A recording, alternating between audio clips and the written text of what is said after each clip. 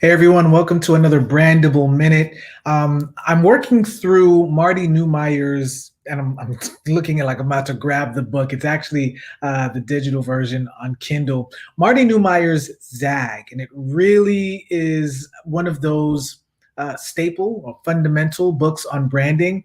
And I'm surprised I haven't come across it sooner. But you know, when you watch something and you watch a particular video or article, you read an article, and it's usually somebody that you admire, or whatever the case is, and then they start listing resources. That's how I found it. And so, yeah, I'm excited because he has a very interesting way of framing what branding is. So this is our definition, and he has a definition too. So our definition is really from Seth Godin. It's a set of stories, memories, expectations, relationships that causes you to choose one service or product over another time and time again, right? Okay, cool.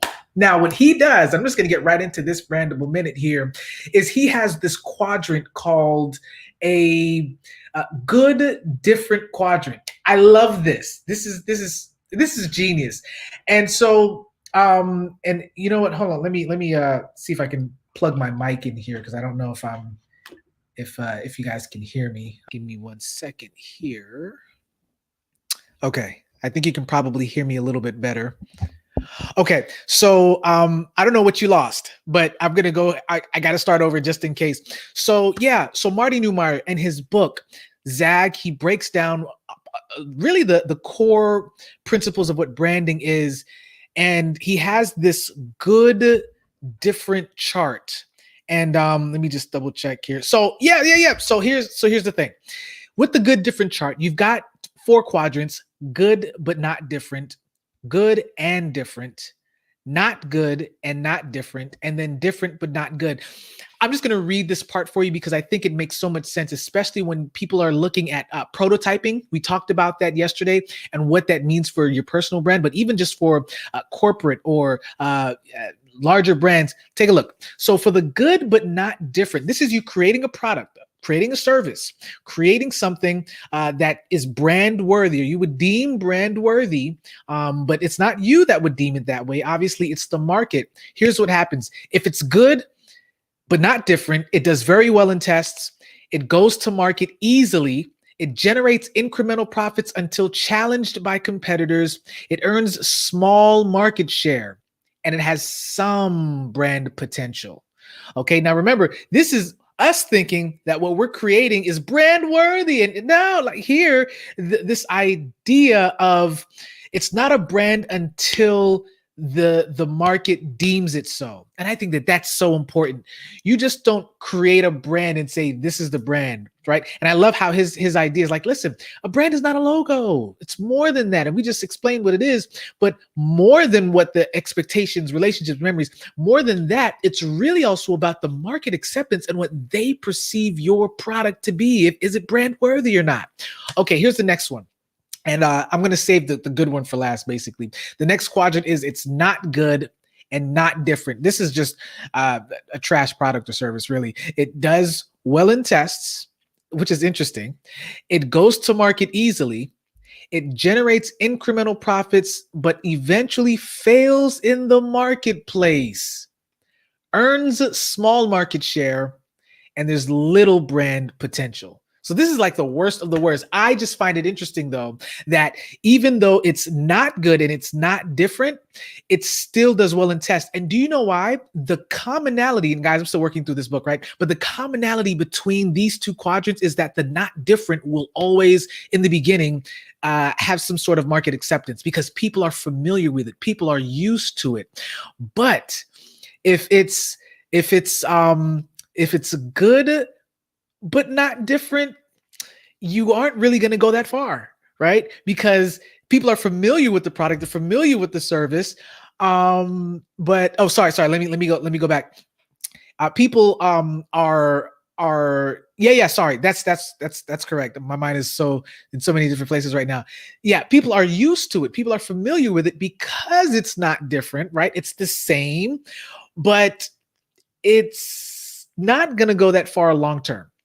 And that's because there is no differentiation. Remember we talked about in a brand, like you have to have a differentiator. What's the promise that you're trying to give to your customer base, your demographics, your target audience? Well, that's what this part is right here. Okay, take a look at this one here. So if it's not good and not different, then it's just not. What that means is that it's familiar, but it's not good.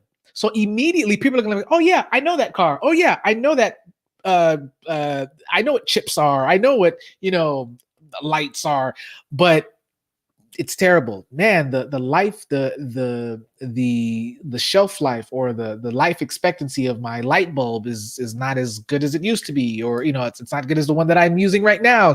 People will start to make these comparisons. Okay, so here's the next one.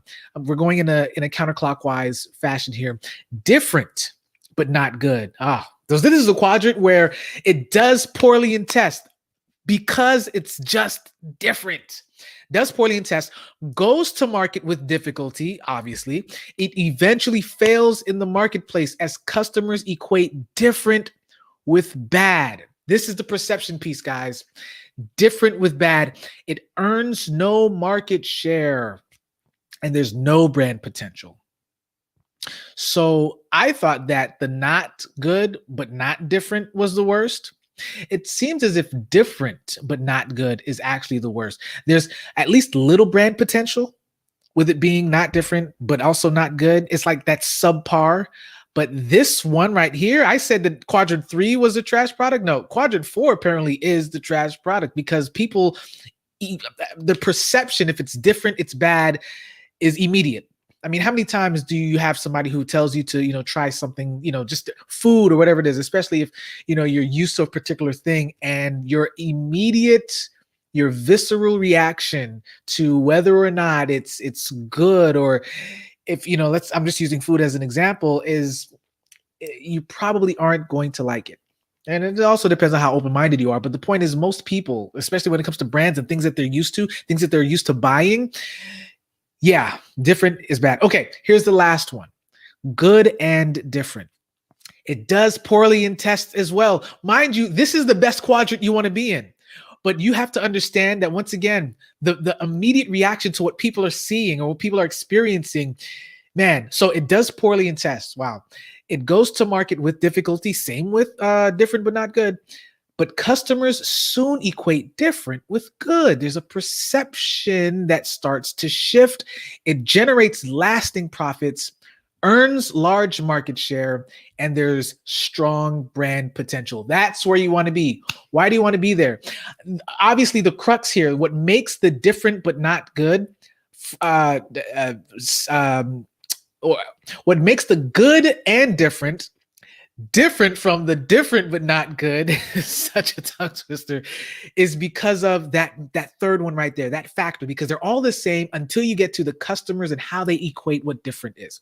That, I think, is the clutch, or the crux of the shift, where you go from poor tests, difficulty marketing, but then they say, this is not that bad. I think I can rock with this.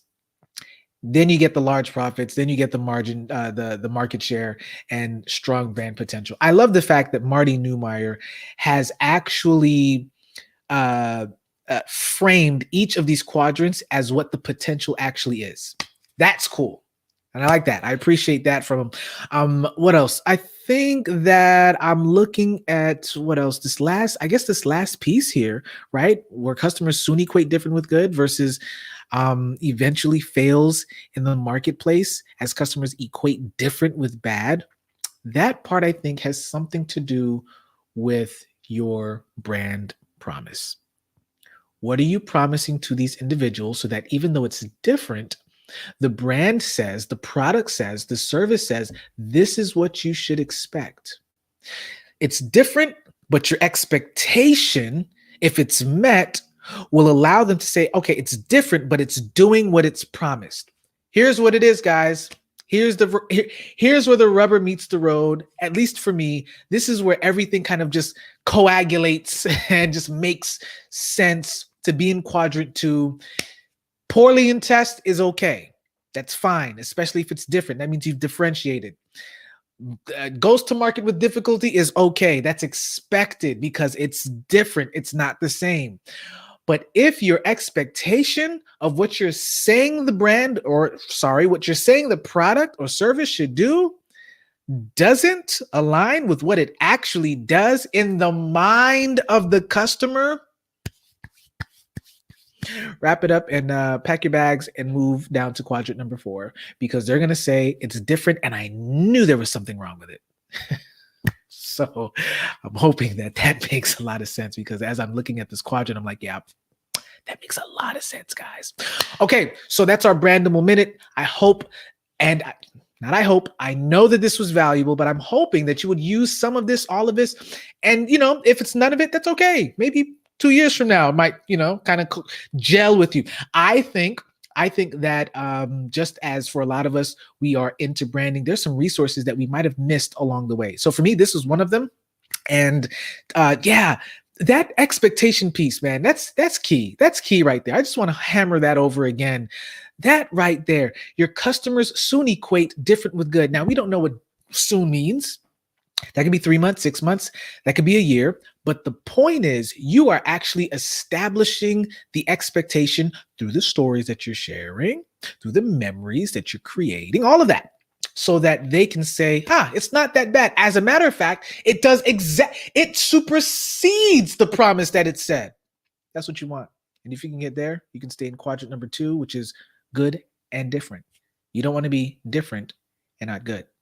Different and not good is not good. Not different and good is not good.